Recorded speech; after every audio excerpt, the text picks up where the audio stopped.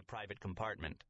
Unlike the railroad Pullman cars of decades past, which featured beds separated from an open corridor by curtains, each of the roomettes was separated from the adjacent aisle by a wall of space-age glass that could be turned electronically opaque with the flick of a switch.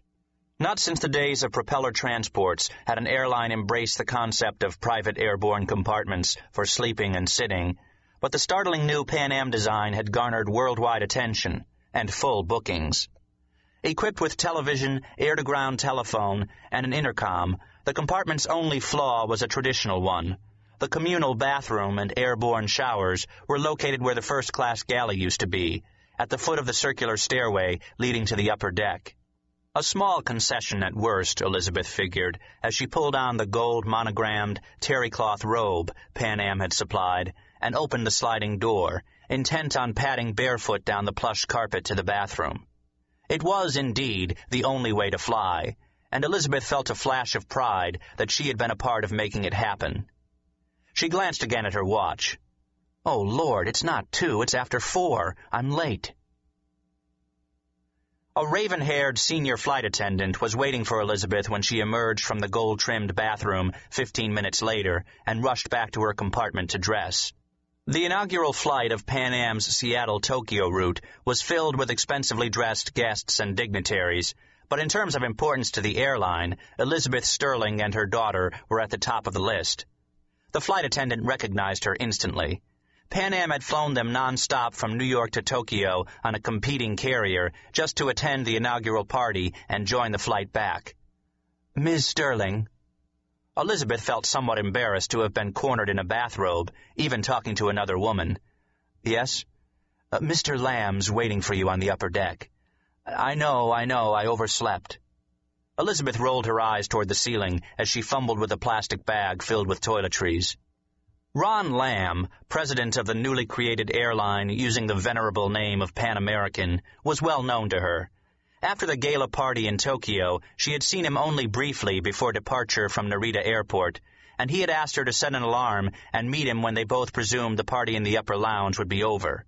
Something important was up, and considering the immense amount of money involved in restarting worldwide operations, it couldn't be good news.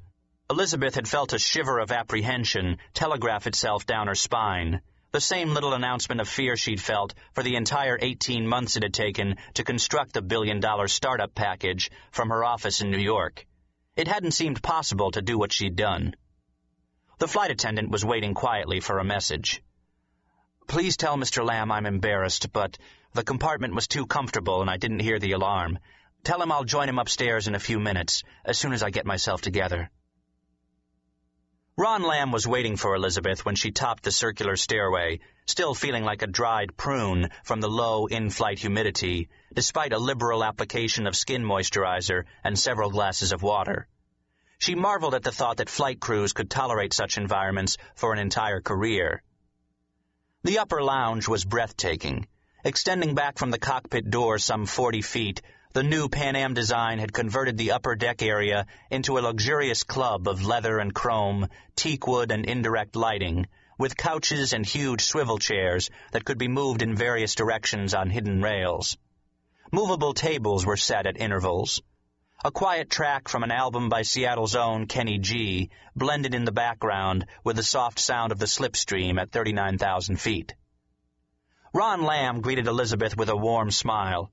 He looked tired and worried, but if he was upset at her lateness, he was trying to hide it. He was of average height, with silver hair, sparkling eyes, and a perpetual smile that made the small mustache he wore look slightly silly. Elizabeth had enjoyed working with him from the day Lamb and his delegation of hopeful entrepreneurs had walked into the offices of Silverman, Knox, and Bryson in New York to pitch their outlandish idea. Since he was the former CEO of 2 substantial airlines and, at 58, a 30-year airline veteran, even a wild idea from Ron Lamb was worth listening to. But his idea had turned out to be far from crazy. That had been just under 3 years ago, and now, with a year of highly successful operations under their belt, it looked as if Pan Am, the sequel, was going to make it.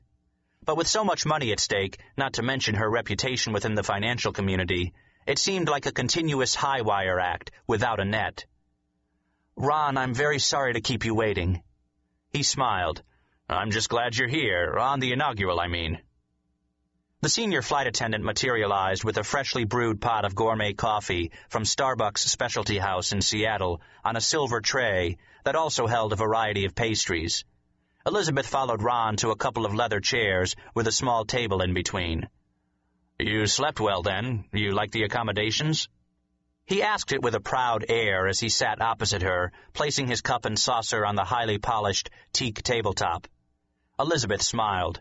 Too much so. They talked about the magnificent interior for a few minutes, and the galvanizing effect Pan Am's bold new ideas were having on the big carriers. But she ran out of superlatives as Lamb ran out of polite questions, and an awkward silence filled the lounge before they both spoke in unison. "So, I wanted to—" "You first," Elizabeth laughed.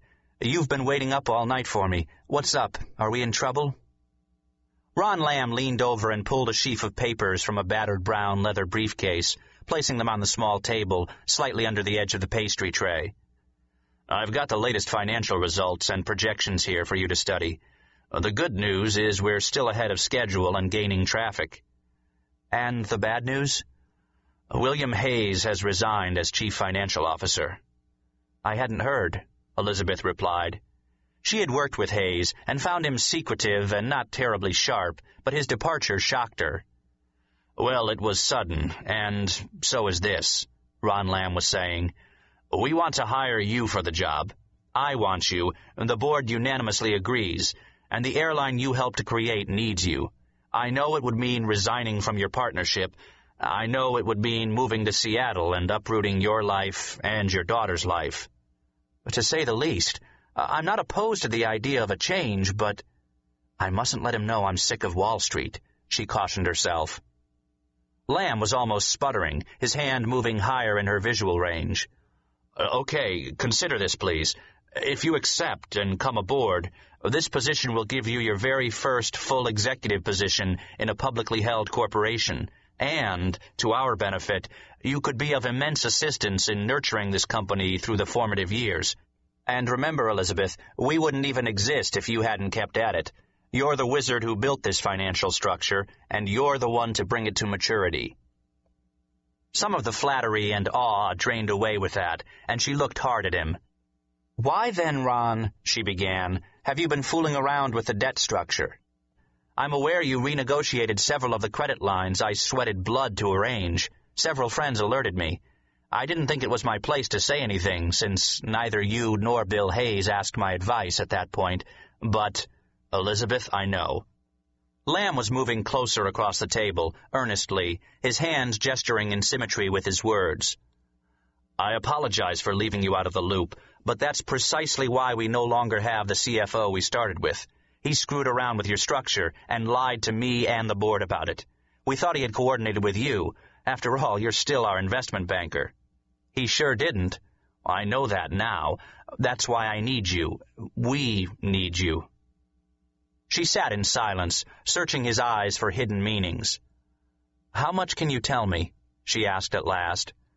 "Until you're legally a corporate officer, only what's in this report." He patted the stack of papers on the edge of the table. "But I promise you can handle it. And the compensation package I've arranged includes a new condo in downtown Seattle, moving expenses, signing bonus, parachute, and stock options." Ron Lamb smiled and leaned back, looking at Elizabeth with what he hoped was a slightly envious and appreciative look, and being very, very careful not to betray the anxiety that had gripped him the last few days.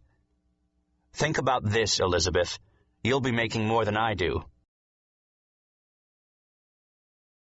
Chapter 1. Friday, February 17th. LaGuardia Airport, New York. The ground dropped away beneath Elizabeth Sterling with stomach-churning suddenness as the helicopter leapt off the western end of the overcrowded airport like a startled cat, clawing for altitude over the Grand Central Parkway as it headed toward the south end of Manhattan Island. The leaden sky above was an impressionist painting of impending snow, set off by wild swirls of alto stratus clouds, nature's brushstrokes of winter on the gray canvas of a high overcast, framed by leaf-whipping winds. Good grief!